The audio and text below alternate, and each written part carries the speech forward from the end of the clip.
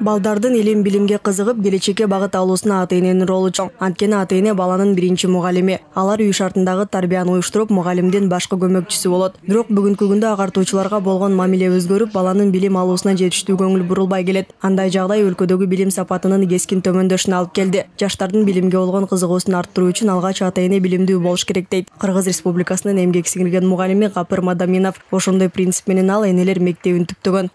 Үй-бүлөдө 4-5 машина бар. Сервант, бул позолоченный, идиш аяк бардыгы, ковер бардыгы, кирсең агар азыр үйлөр Евроремонт соонун бир дагы китеп жок.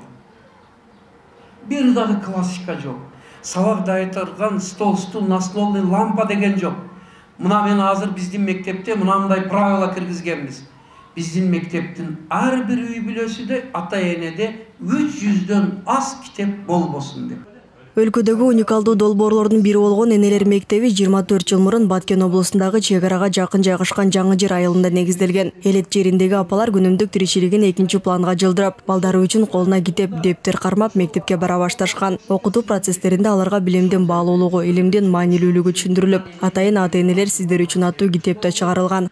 Бул негизгиси мугалим менен гана окуучу бири-бири менен мамиле болуп, окуу боло бербестен, буга ата-эне да катыш керек деп, ата-энеси баланын окуусуна, анын келечекте адам болушуна чогуу аралашканда, качан ата-эне балам мугалимиңди сыйла деп мектепке жакшы жибере турган болсо, ошол окуучу ата-энесинин айтуусу менен мугалимге жакшы көңүл бөлөт. Ал эми мугалимдер дагы жөн гана мугалим болбостон жакшы даярданып, бүгүнкү күндө заманбап, келечектүү болгон билимдерди окуучуларына бере ала турган болсо, Кыргызстандын келечеги кең болот деген максатта бүгүн Кыргызстанга жайылып жатат.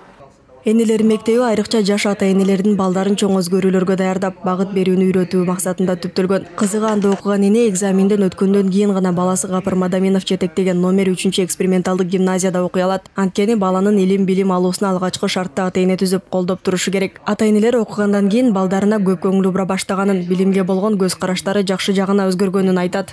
Ошо энелер мектебине чейинки көз карашым бардык нерсени мугалимдер кылыш керек деген эме бар болчу. Ал нерседен оюм өзгөрүлдү. Эне ата сөзсүз түрдө үйдө көзөмөлдөш керек экен балдарды, мугалимдерге жардамчы болуш керек экен. Эне ата үйдөн тарбия менен алек болуш керек экен. Мугалимдер билим берүү менен алек болуш керек экен. Үйдөн балдарыбызды тарбиялап, мектепке барганда түз отуруш керек. Мугалимдерди алагды кылбаш керек деген нерселерди үйрөтүшүбүз керек экен.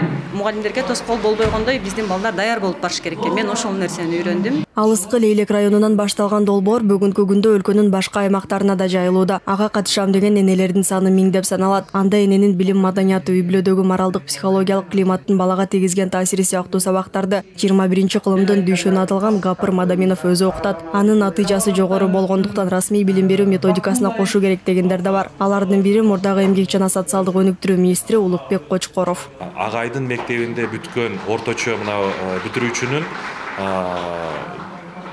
билиминин сапаты Бишкектеги шаардагы күчтүү мен деген мектеп гимназиялардын деңгээлинде ОРТ менен ала турган болсок ошо деңгээлде болуп атат да.